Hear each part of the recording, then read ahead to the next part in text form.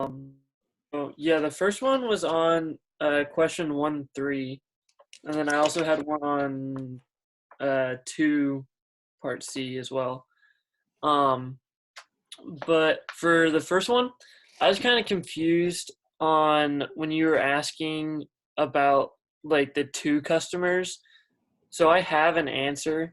When you say like 2 customers, are you saying that like only one of them is going to get the 2 of the 3, or should I just like double whatever my answer was because there's 2 people ordering, or how should we think about the 2 customers ordering?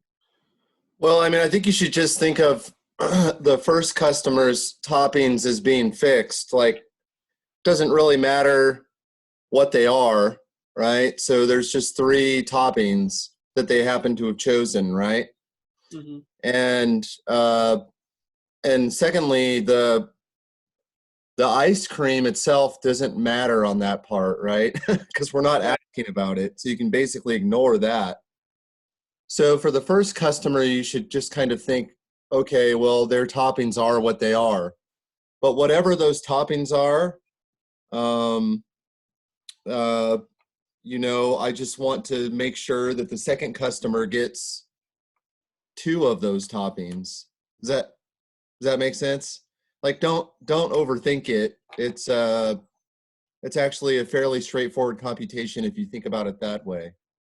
Um, for, So it's asking like in between the 2 people they're comparing them, or in between each individual person's order?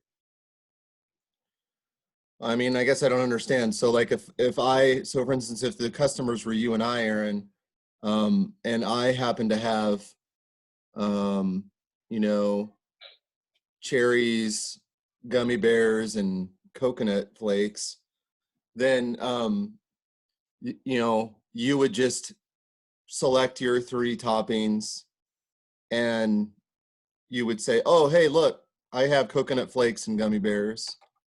Um, Okay. so that was exactly, but the other one's different. I didn't have cherries. Yeah, you know what I mean? So, Okay. so essentially, like my toppings as the first customer, they just are what they are. And then all you're doing is choosing a random creation and checking to make sure that two of your three toppings happen to match mine. And it did say exactly two, right? Right. All right. So I mean, there's actually a fairly you know a fairly because there's three toppings that I have that you're checking yours against, correct? Right. You just want two of those to be your toppings. But then you want one to be a non or to not be one of my toppings, right? And Yeah. um, how many toppings were there total? Like 30 or something? Yeah, there were 30. Yeah, so you just want to have two of the three that I happen to have, but then one that isn't one that I have. Does that make sense? It does, yeah. Okay. So the third topping couldn't be uh, my other topping. Otherwise, we would have had all three exactly the same. Right. Yeah. Okay, that And makes I sense. don't mind telling you, but the total number of topping choices is 30 choose three, right? Mhm. So that's the number of options that you're randomly selecting from. There's 30 choose three total uh, sets of three toppings that you're choosing from randomly. Okay. Does that kind of make sense? Yeah, so the 30 choose 3 is how many total possible Yeah, combinations that'd be those. like your Okay. denominator. Yeah. Okay. You have to say, okay, but I want the probability of me getting exactly two of the three toppings that guy has over there. So I have to just count how many ways I could do that, and that's going to be the numerator. Yeah. Okay.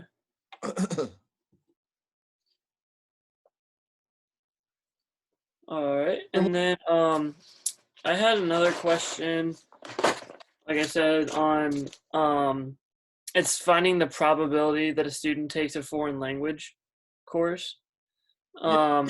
And I don't know which one would be more beneficial for us to talk about, but I was looking at the Bayes theorem. And then I was also trying to look at the second exam because I got the one that was similar to this wrong on the second exam. Mm-hmm. So I'm not sure if it would be better to talk about like what I did wrong on the second exam or to go over the Bayes theorem.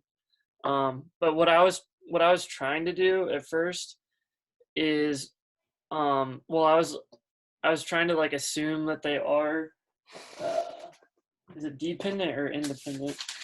Um, yeah, I was like assuming that they are independent, but I don't think I can do that, No, right? yeah, you can't do that.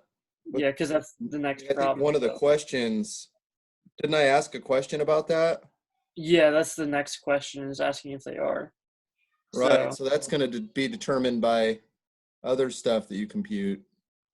right. You can't assume they're independent until you know that that's true. But that's going to take the other parts to establish that. Hmm. I mean, so the thing I would suggest is sort of drawing the Venn diagram and, writing the percentages in there. Remember, at some point we had the, you know, the probability of the union of two events is like the sum of the probabilities. But if you look in the Venn diagram, there's that overlapped section of the two events, right? If Hmm. I add the two probabilities together, I add up the overlap twice. So what do I have to do to correct that? You subtract out the The union of the two. the intersection. Yeah. So the probability of the union of two events is equal to the sum of the probabilities minus the probability of the intersection. So Oh, like a first step in the right direction. okay. Um, and yeah, I mean,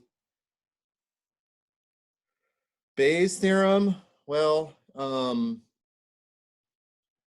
you know, yeah, maybe that would be helpful. There's definitely another question that deals with Bayes theorem, Hmm. for sure. Yeah, I was AIDS or the ELISA test or whatever. Um, the ELISA test. wasn't there a problem on there about the I haven't seen it yet. If there is, I've been oh, kind of jumping around. okay. Well, there's one that talks about a test that involves, eh, you know, um, detecting the presence of HIV or something. Oh, yeah, yeah, yeah. Okay, Yeah, gotcha. Cool. that Awesome. Well, one's definitely a Bayes theorem type problem. I think you could probably use Bayes theorem on one of the parts of the problem you're talking about, but I don't know that it's necessary. That one's just kind of straight rote computation based on thinking about the picture and trying to figure out how things interrelate. okay, gotcha. Yeah. Cool. Awesome. Thank you. All right. Have a good day. Good seeing you. You too.